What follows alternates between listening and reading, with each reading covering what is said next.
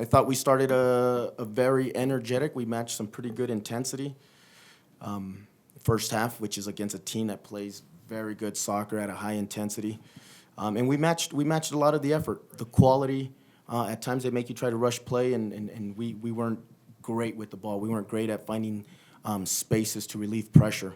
But the energy was very good. And then we get ourselves into a good situation early in the second half where you go up a man against a very, very good opponent. And that's kind of where maybe my management wasn't the greatest, where you got to make sure against a team like this, you don't have to get a goal too quick in the game. That goal can come at any time, maybe later in the game, maybe early enough, but you can't get reckless where you allow the opponent to get into a match. They do. They get a quick little counter where we're a little bit unbalanced because we're trying to score that goal. And then we get a PK against and a red card, which kind of turns the game around. And then now you're kind of reaching. You're trying to search. You're trying to get players in there to try to create some offense. But against a very good possession-oriented team like them, then you lose a little bit of the middle. You lose the middle now, and you leave your players outnumbered in there, and they start taking advantage of it. They end up getting the second.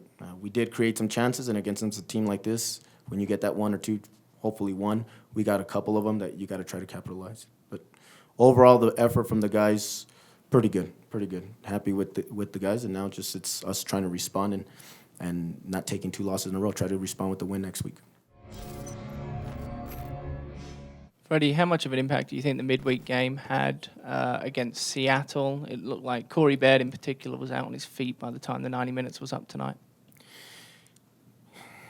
You know what? I won't use that one for excuse for the guys. They came out full of energy. I mean, I hope I'm not seeing a different game than you guys. Now, I'm not saying we played quality soccer, but the energy that we put, the effort that we put in the first half, I mean, that team puts you on your heels.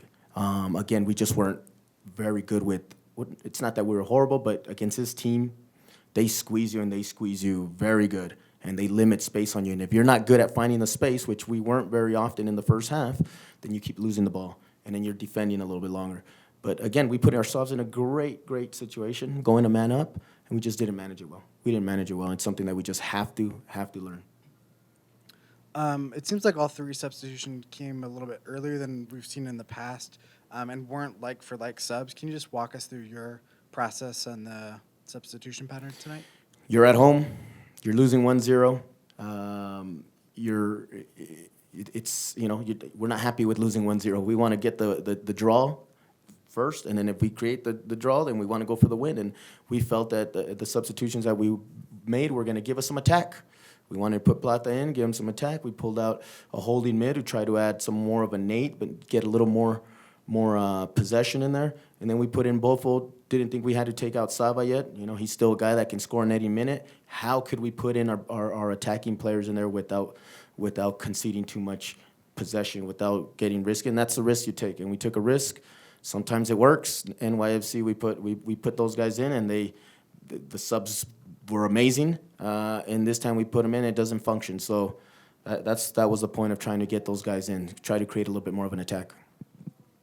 For a game that basically comes down to, an unfortunate PK and then a later second goal, how much can you kind of take away from this game in terms of where you guys are at this point of the season?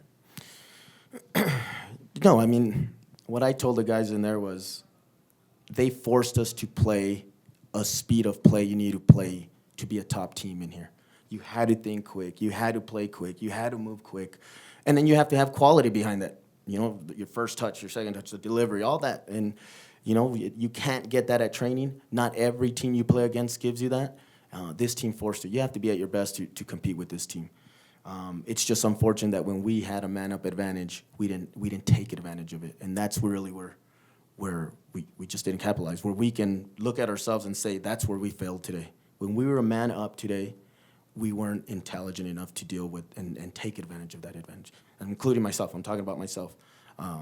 And how many teams would love to play LAFC a man down for that long period of time? Oh, every team would tell you that. And we had that today, and we just didn't take advantage of it. Kind of a weird night for Aaron where he's technically red carded twice. Can you talk about the second one where he got put in that position of trying to come from behind and make the play. Can you Yeah, talk about what led up to that? I don't recall the whole lead up to it. I think we're on the attack.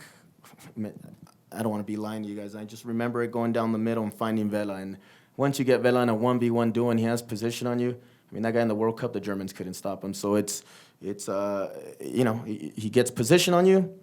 We get a little bit desperate in that instance. Maybe you don't have to get desperate. Maybe he still scores, but you're up a man. But those are hard things. It's easy to say here. It's hard in the heat of the moment.